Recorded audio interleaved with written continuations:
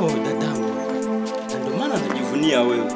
Pasipo hii panga, kweli hakuna kazi ambayo ningefanya huko shambani. Nilijua ndio maana nimekuletea.